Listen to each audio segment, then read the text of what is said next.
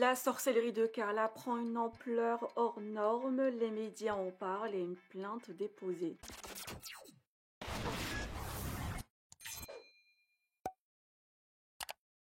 Hier, à la surprise de tous, le Parisien a enquêté sur l'histoire de Carla et a partagé un article où il précise que la jeune femme a déposé plainte contre son ancienne voyante et le blogueur Nabil El Moudni pour chantage, extorsion de fonds et elle réclame 2 millions d'euros de dommages et intérêts. La plainte a été déposée en février dernier suite à l'histoire de sorcellerie. Carla avait conclu un accord en 2021 avec 32 000 euros entre Nabil et sa voyante pour qu'il révèle plus les preuves de sorcellerie, sauf que Carla a cessé de payer en décembre dernier et a changé d'avocat entre-temps pour annuler le contrat effectué entre les différentes parties. Histoire assez complexe, surtout que même BFM en a parlé après l'article du Parisien. Nabil El Moudni a effectivement balancé quelques extraits de sorcellerie qui ont choqué les internautes, mais Carla a répliqué en précisant qu'elle ne se laisserait plus faire et ne payerait plus personne. Je vous laisse avec les explications de Nabil El Moudni. Que pensez-vous? Partagez avec moi vos avis en commentaire. Et n'oubliez pas de liker la vidéo et de vous abonner à la chaîne. Ligne de vrai dans tout ce qu'ils ont raconté. Que ce soit les sommes, que ce soit ce qu'ils racontent. Apparemment, il y a une plainte sur moi depuis février. Mais hier, les avocats de Carla ont envoyé un mail à mon avocat pour dire pourquoi Nabil a rompu le contrat. Alors qu'ils le savent en vrai. Donc regardez l'incohérence. Je reviens vers vous dans le cadre de ce dossier dans lequel vous intervenez pour Monsieur El Moudni. Ma cliente m'informe qu'en violation du contrat de cession de droit, en violation du contrat de cession de droit, pas en violation de l'extorsion, en violation de contrat de cession de droit. Donc ça c'est les avocats, les avocats de Carla. Hier, ça date de hier, de droit et de non-divulgation conclu le 20 avril 2021. Monsieur El Moudni diffuse sur ses réseaux sociaux des vidéos objet du dit contrat.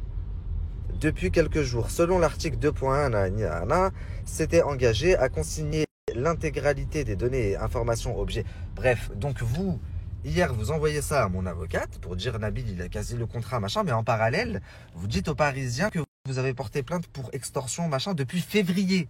Mais ce mail, il date de hier. Enfin, vous êtes vraiment grave. Vous avez... Pareil, il y a quelques jours, elle vous fait une story toute fière où elle vous dit j'ai cassé le contrat. Donc elle vous dit que c'est elle qui a cassé le contrat. Mais hier, ils envoient un mail à mes avocats pour dire que c'est moi qui l'ai cassé le contrat. Alors que non, ils savent que c'est eux. Enfin, franchement, n'importe quoi. Donc le Parisien, c'est vraiment pas représentatif des Parisiens. Le Parisien, c'est vraiment de la merde. Alors qu'ici, à Paris, les gens, ils ont la grande classe. Mais vous avez tout sauf la grande classe. Je vous ai proposé hier de voir toutes les preuves et tout ce que j'avance de vos yeux. Vous avez refusé, vous avez préféré sortir cette merde-là, ce torchon, que je vais balayer d'un revers devant les tribunaux et sur les réseaux. Je vais vous faire perdre la face. Ah ouais, vous, le Parisien, je crois que vous êtes vraiment pas prêt. Vous auriez dû beaucoup mieux vous renseigner sur moi.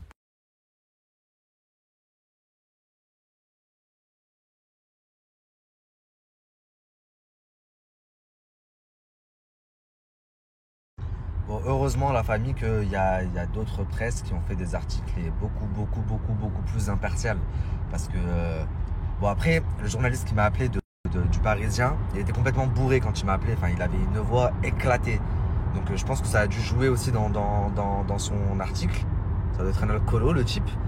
Mais quand je vois l'officiel, etc., enfin, tous ceux qui ont parlé, leur article est beaucoup plus impartial. Après, il y a aussi des erreurs.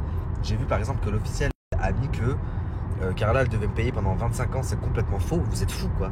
Ça n'existe pas, ça. C'est moi, elle me tenait pendant 25 ans, plutôt. C'était ça, le contrat. Mais elle payait pas pendant 25 ans. Vous êtes fous, elle devait payer pendant 2 ans.